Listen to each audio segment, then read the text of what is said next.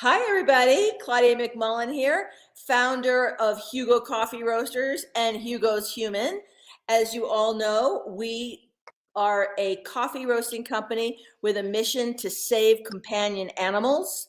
And we do so by partnering with fantastic organizations nationwide that do the great work of animal welfare, because we all know that those are the people who do the work of animal welfare. And today, we're with the lovely Kara Cope from Rocky Mountain Great Dane Rescue. We're back with Kara. Last time we chatted with Kara was about 6 months ago. So we're here to chat with Kara and find out about all the new things that are happening at Rocky Mountain Great Dane Rescue. Kara, how are you? I'm doing well. Thanks for having me today. How are you? Excellent. Now, remind my fan base, because I know your fan base is perfectly well aware, but remind my fan base of what it is Rocky Mountain Great Dane Rescue does. I mean, it's self-evident, but why? But why Great Danes?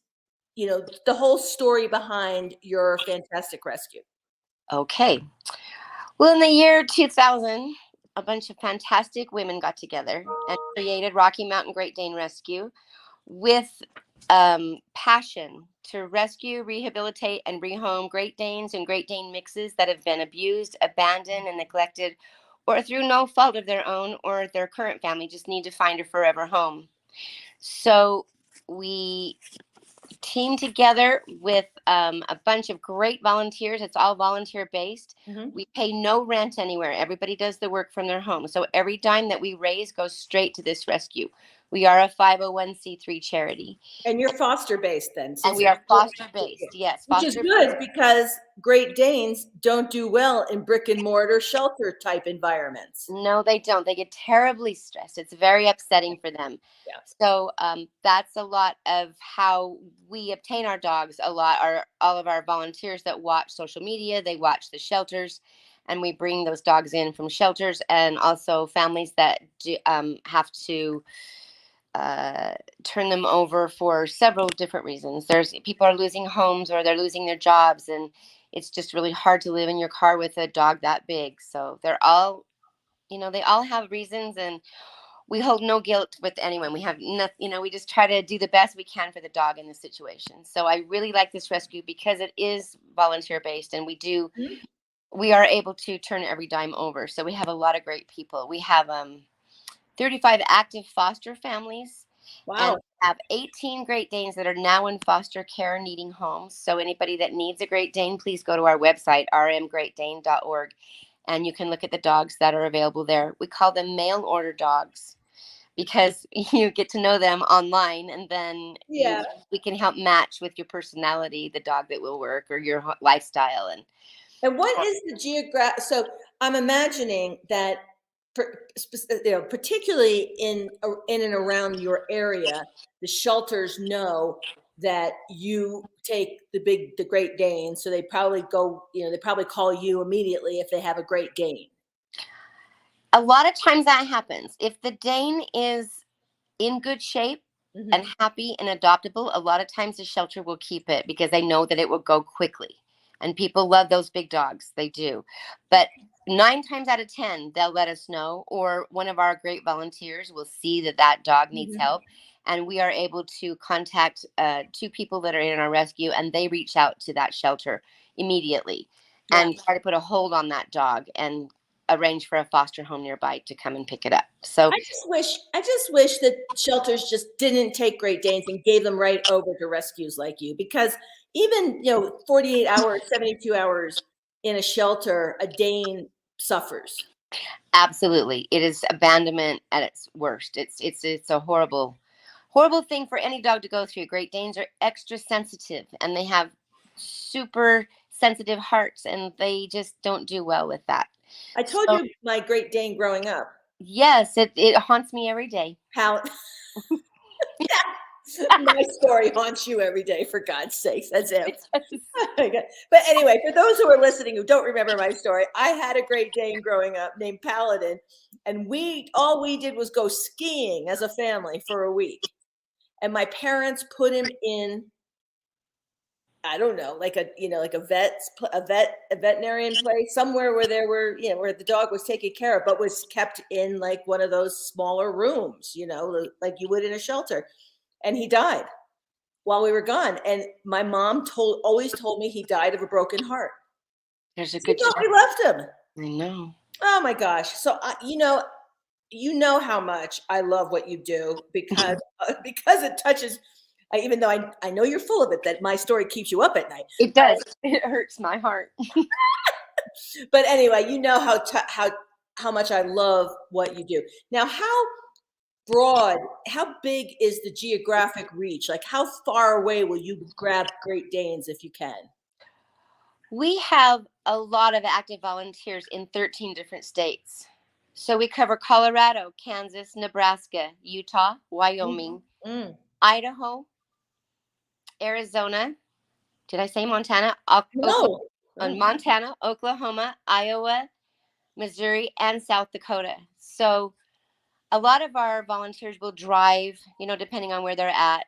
They will drive to get them, or we can reach out to families that live in those states, and they will at least get the dog out of shelter care. And then we do transport. So we do different legs. We have people that will sign up for transports, and we assign different legs. It's usually about an hour and a half or 2-hour drive. Yeah. And then we meet up and we get those dogs to the homes that they need to go to. So. And just Great Danes, no other big breed. We do Great Danes and Great Dane mixes. If we can call it a Great Dane, it's a Great Dane. Okay. And we do have a sister rescue. Big dogs, big paws, big cause. Big dogs, big cause. And they wanted to take. They were part of our rescue, and they wanted to take all big dogs. So they broke off in Colorado and made their rescue. So we actually work together with them. So if there's a Dane Mastiff or something, that usually goes to them. But we're able to work together. And if they get Great Danes, they usually turn them over to us. So that's great. It's a great thing to be able to work with other places, other rescues that have these dogs' best interests at heart. Oh, 100%. It's amazing to me, frankly, that you have as robust of a foster network as you do, given the size of the dogs you're rescuing. It is, and it's sometimes it takes a while to get those dogs in. So sometimes when we have a owner surrender, people want to dump their dogs immediately. I shouldn't say dump, that was wrong. They want to get their dogs into rescue sooner than later, and sometimes it takes a little while because you've got to find the right match where the foster can take that specific needs, in the dog. And they usually already have dogs, so it's kind of a process, but it works well, and it's worked since the year 2000. So I really think that's cool. We have placed 2,372 dogs since the year 2000. That's just amazing. Over 2,000 Great Danes have been rescued because of you. It's a great thing. And we rehome 60 to 70 a year per year, That's which great. is kind of an average for us. And it just depends. Our dogs on our website change usually monthly as they get adopted out and as situations change. And it's just a great way to reach people and to make this happen for these dogs. They're incredible dogs. They're great dogs. They're great dogs. And they're just gentle giants. They are. So when we bring a dog into rescue, a lot of times they'll need medical help. And a lot of times they don't, which is nice. But most times they go right to the vet and they have to be checked out. And they have to get shots, or sometimes neuter or spay, or maybe a surgery. And so the money that we bring in goes directly to those dogs and those needs, which is great. We also pay for the food for the fosters. So if you're fostering a dog, we pay for the food and the medical care, any training that's necessary, or behaviorist if necessary. And it's a great way to make a dog that might have a struggle actually be able to work through it and score a really great forever home. So it's not like we just dump these dogs off on foster homes and say good luck. Like, we advertise for them and get all that information out there. So you can kind of learn about those dogs on our website, and that's how you can match your personality and lifestyle to them. And the fosters are committed to the breed and committed to getting their foster dog in the best shape they can get the dog in to be the best dog to go to their forever home. Absolutely. And we rely on those fosters to tell us exactly what's going on, what things are happening, so that we can address that and make that dog have the best life possible for that dog. So I have one here next to me that is a big struggle dog. She's right here laying on the couch. We can see her Well, face. hey, Can we get back down to her that's face? a lot of dog. That's Oh, a lot. hey. She's in a muzzle. Oh, And she's doing okay, though. good Which for way do I her. go? There we go. That's Coco. Hi, Coco. How much does Coco weigh? Coco weighs 115 pounds. Wow. And she came to us through a terrible situation in a crack house. And so it has been a long, hard haul with her. And I have 2 other Danes that live here with us. So she's learned how to do this. And Rocky Mountain Great Dane Rescue sent us a behaviorist that came and taught my wife and I how to work with her to make her life okay and make it okay for the other dogs that live here as well. So I can't say enough good things about them, and that they have just been so incredibly supportive of sometimes really rough situations, and other times it's really easy to just, shoe in a dog. So it's kind of fun. And I think I have the best job of all, because I am a fundraiser coordinator. So I get to have dog parties. I don't have to do any of the hard work, really. I can just raise money. So it's a great thing. Someone's at our house for some reason, so excuse the parking stop. Sorry. So that was the thing that I couldn't handle when I ran the animal rescue. Is I obviously I love animals. I love all animals. I particularly love big breeds. Whatever. But I can't take the stories of abuse and neglect. I can't take it. Yes. And it was so stressful. I mean, I swear to God, I think I put 30 pounds on in the first year I wore. I was so stressed. No, I just want to raise money. I just want to hear the rest of the story, the good part of the story. Mm-hmm. Not the horrible history that makes me so upset. It is a really hard thing, and it's easy to raise money and know that money's going to all these dogs and not have to. Well, I do get a lot of the stories, and people do call and say, hey, or they tag me on Facebook, or they tag me on social media. And so I am involved in that way, and it is terribly hard. Yes. And God love the people who can do it.